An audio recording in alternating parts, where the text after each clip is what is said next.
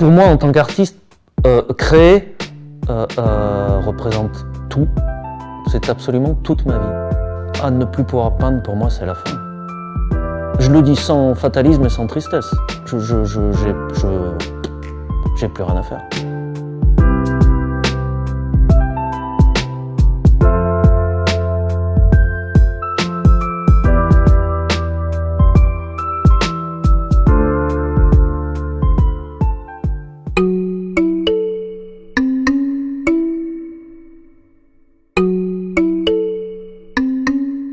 J'ai toujours dessiné depuis que je suis gamin. Dans la famille, il y a toujours eu un petit coup de crayon, on va dire. Après, ce qui a motivé le fait d'en faire son métier, c'est qu'il y avait un besoin, j'allais dire au départ, un petit peu art-thérapie, besoin de dire certaines choses par rapport à la nature que je pouvais avoir, qui après s'est transformé évidemment en passion quand j'ai commencé à goûter à la peinture. Tout d'abord la bande dessinée, c'était on va dire mon premier amour, qui n'a pas marché. Le premier amour est toujours un grand chagrin. Donc la peinture est arrivée vers moi de façon accidentelle, mais bienvenue. Et il s'est trouvé que petit à petit, j'arrivais à faire mon chemin dans le milieu de la peinture.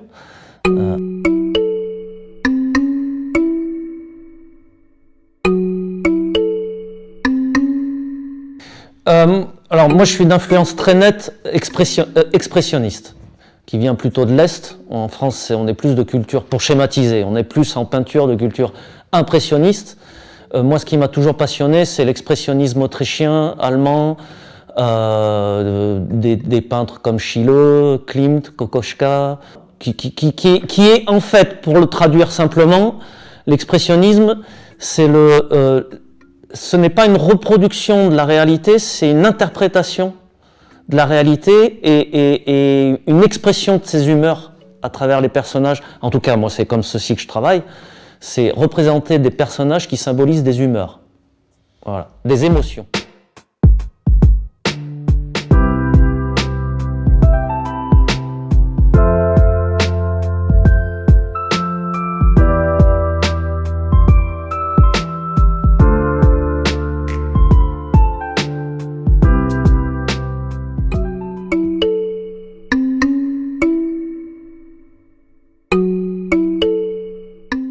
Dans ma création, je fonctionne assez souvent depuis toujours, à vrai dire, beaucoup par cycle.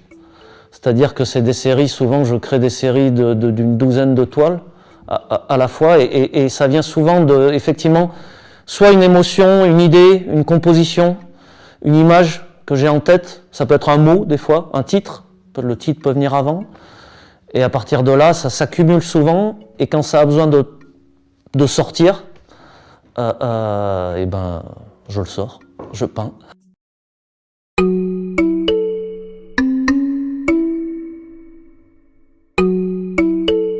Face à la toile blanche, j'ai jamais eu une impression de souffrance face à la toile blanche. J'ai plus une difficulté à gérer le temps par rapport à ma capacité à remplir les toiles blanches. Je sais pas si je suis clair, dans le sens où j'ai beaucoup plus d'images qui me viennent en tête que ce que le physique ou mon mental me permet d'accoucher.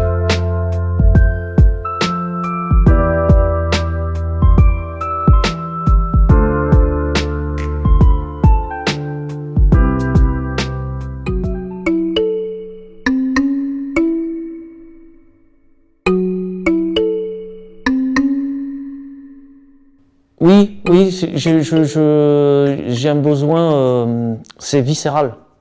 Je ne vis que pour ça, ma vie n'est tournée qu'à travers ça, maintenant encore bien plus qu'avant. Oui, ma seule raison d'être, c'est de pouvoir créer et peindre.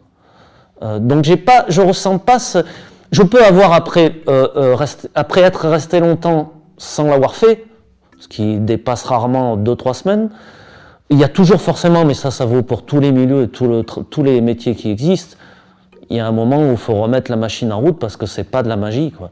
Il y a une capacité, mais je ne sais plus qui disait, le talent sans travail, ça reste une sale manie, et c'est complètement vrai, enfin, me semble-t-il. Donc il faut un temps pour que la machine, les huiles se remettent en route.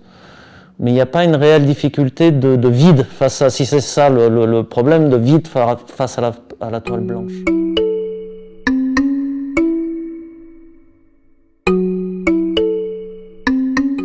Alors j'ai commencé donc alors moi début d'activité professionnelle, j'ai toujours dessiné ou peint, mais le début d'activité professionnelle c'est à peu près les années 2000.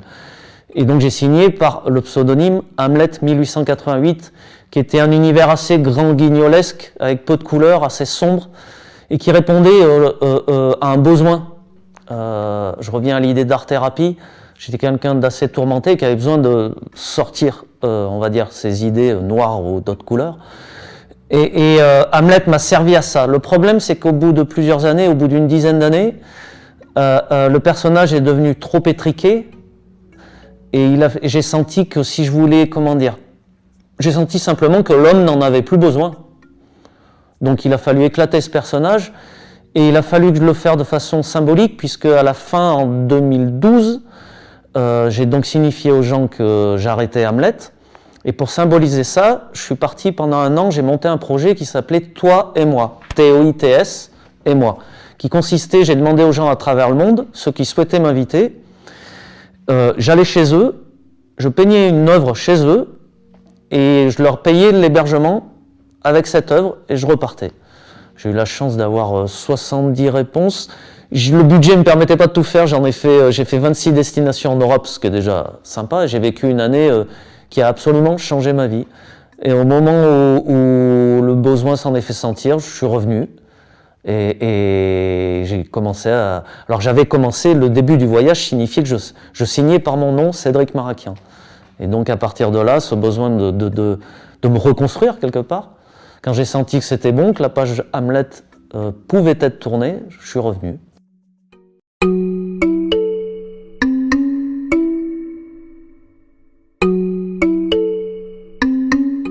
Les mots ont toujours compté pour moi.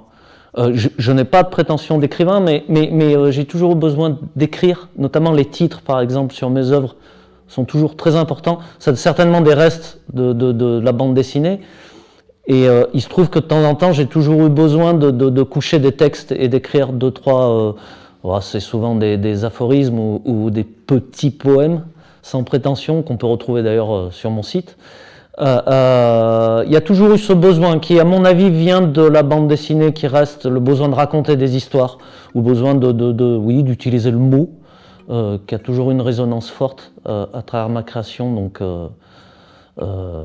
oui, enfin, c'est quelque chose qui compte pour moi. Ouais.